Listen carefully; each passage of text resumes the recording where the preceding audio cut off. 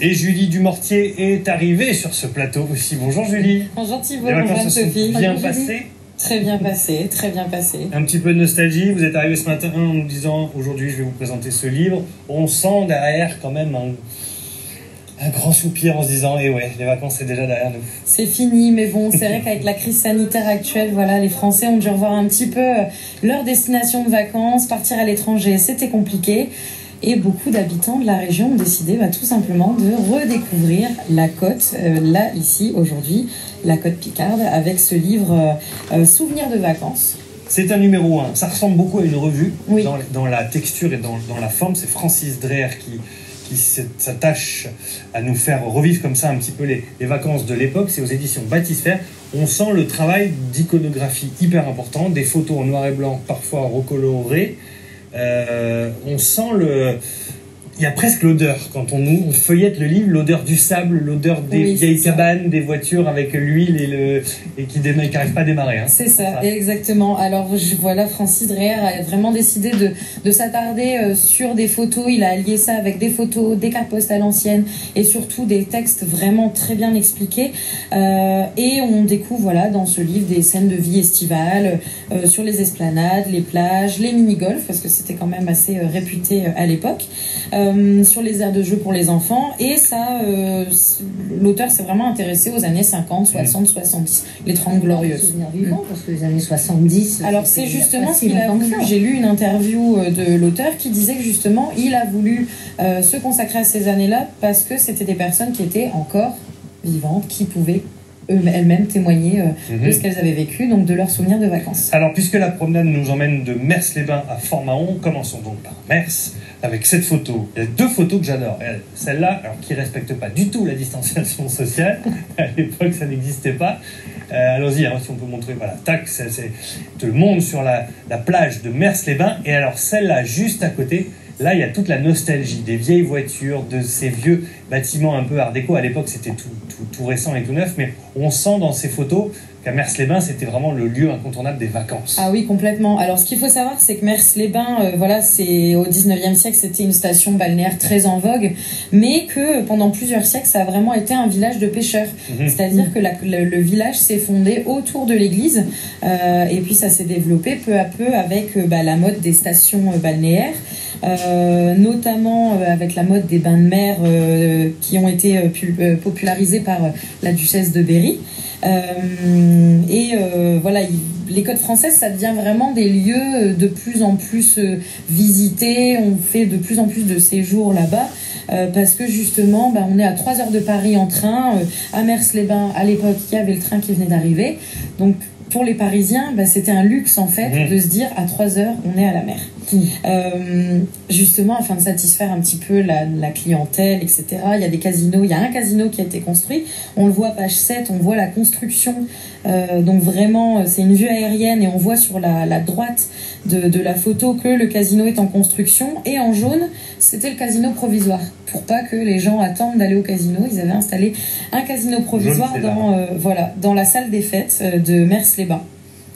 Voilà, le casino vu à l'époque, ça paraît maintenant facile de voir des images aériennes et des photos du ciel, mais à l'époque, il fallait imaginer la complexité. À l'époque, oui, complètement. C'était vraiment c'était vraiment une vue aérienne de Mers-les-Bains, vraiment après-guerre. Donc c'était quand même assez exceptionnel d'avoir ça, et puis surtout exceptionnel d'avoir réussi à le mettre dans un ouvrage. Les falaises, c'est incontournable aussi de Mers, évidemment. Les falaises de Mers. Et justement, sur la falaise de Mers, page 8, on peut voir tout en haut de la falaise. Alors, il y a un établissement qui a été érigé en 1883 qui s'appelait... c'était un orphelinat pour bains. Est-ce que vous savez ce que c'est? Un orphelinat pour bains? Pour bains, oui. En fait, c'était un établissement pour les séjours balnéaires destiné aux pensionnaires de l'orphelinat. Voilà, tout simplement. Et donc ça devient par la suite un lieu de colonie scolaire. Et puis il faut savoir que dans les années 70-80, les colonies de vacances ont fleuri un petit peu sur la côte Picarde. Donc les enfants étaient ravis d'aller en colonie de vacances à Mers-les-Bains. Il y a plein d'endroits à découvrir, on ne peut pas tous les présenter, mais il y a évidemment le Bois de Cise qui va plaire à Fred et Jean-Marie voilà. régulièrement, parce qu'ils viennent d'emménager au bois de Cise. C'est vrai Ils que vont emménager. le bois de Cise, voilà, ça ressemble à comme une forme de grande cuvette, hein, comme ça, avec cette petite descente. C'est un endroit méconnu, mais qui est absolument magnifique. Et déjà, à l'époque, il intéressait ceux qui faisaient des photos pour en parler, justement, parce que c'était un lieu, là aussi, de vacances, Ah oui. Peut-être un peu plus bourgeois, quand même. Un petit peu plus bourgeois, le bois de Cise, puisque voilà, Mers-les-Bains, il y avait vraiment toutes les populations. Il y avait, ça pouvait être le Parisien qui venait, ça pouvait être les habitants du nord de la France, qui étaient voilà, dans des classes sociales un petit peu plus populaires, on va dire. Que le bois de Cise, voilà, c'est quand même un petit peu plus aisé. C'est quand même, c'était plus un lieu, voilà, entre le bois et la mer. Et puis ça reste toujours aussi beau, le bois de Cise. Même maintenant, même aujourd'hui. Alors, Cailleux, Le Hourdel, évidemment, tous ces endroits, et on arrive à Saint-Valéry, sur Somme. On a presque tout dit sur Saint-Val, mais c'est vrai que c'est toujours bien de le redécouvrir aussi un peu dans son jus de l'époque, avec les vieilles cartes postales. Regardez, Saint-Valéry-sur-Somme. Dans la Somme, hein, Ah c'est oui. vrai. Regardez cette. Je suis fort, hein. Une petite photo comme elle est toute mignonne. Bon, Saint-Val, c'est vraiment le lieu de vacances, pareil, un peu comme Mers-les-Bains, très C'est ça. très facile, quoi. Alors Saint-Valéry, c'était vraiment la cité médiévale, contrairement à Mers-les-Bains qui était plus une station balnéaire. La Saint-Valéry, vraiment la cité médiévale. On a la vieille ville qui a conservé d'ailleurs cette partie avec, on le voit, page 59, la porte Guillaume, qui a été rebaptisée comme ça d'ailleurs parce que Guillaume le Conquérant, pendant ses conquêtes, est passé par ici, donc ça a été renommé comme ça. Après, pareil, on peut voir, alors ce qui est assez incroyable, page 62, on peut voir une photo du mini-golf. Alors moi, je suis allée sur Saint-Valéry il n'y a pas si longtemps que ça, et le mini-golf, c'est exactement pareil. Il n'a pas changé. Il n'a pas changé. Il a la même couleur, ouais. Oui, même couleur. Bon, les jupes ont un peu changé. Mais c'était la classe. C'est plus le même style. Mais ça va revenir. Hein. Oui, ça va revenir. Ça va revenir. C'était très sympa. Puis on voit les petites, le quai aussi de promenade qui n'a pas ou peu changé finalement. Et puis cette photo, regardez, qui est géniale, j'adore, avec les vieilles dauphines là, et les vieilles 4L. Enfin, je sais pas, non, là il y a une dauphine, mais là, je sais pas ce que c'est.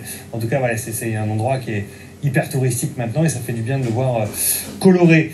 Il y a un attachement à vouloir comme ça parler un peu d'avant, finalement. C'est pas forcément pour dire que c'était meilleur avant, mais en tout cas c'était beau, et c'est pour montrer qu'il y avait une véritable histoire là. Oui, c'est vrai, et puis les gens sont tellement nostalgiques. C'est vrai qu'avec la période qu'on vient de vivre, assez difficile, les gens ne sont pas partis en vacances comme ils voulaient, et c'est vrai que voilà, de revivre un petit peu des souvenirs en se disant, à l'époque, c'est vrai que le monde était peut-être mieux.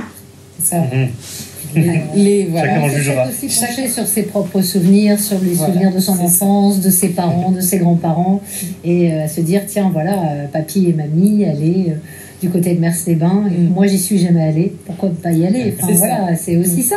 Regardez cette photo pour terminer. Il n'y a que la fin de triste, effectivement, les retours de vacances où tout le monde tombe dans les bras en se disant à l'année prochaine, peut-être. Oui, on connaît tous ça. Et effectivement. Merci beaucoup, Julie, de nous avoir présenté. Il y en a d'autres dans la collection, dans la série. Oui, c'est le numéro 1, ça. Oui, c'est le numéro 1. Alors le numéro 2, ça va être sur la côte d'Opale. Et je me ferai un plaisir de vous le présenter également. Très bien, comme ça on continuera à parler des vacances. Merci Julie. Merci Thibaut. Direction Leuilly, on va retrouver Marie. Marie continue de nous faire visiter cette base nautique. Elle n'est pas tombée dans l'eau, rassure-vous.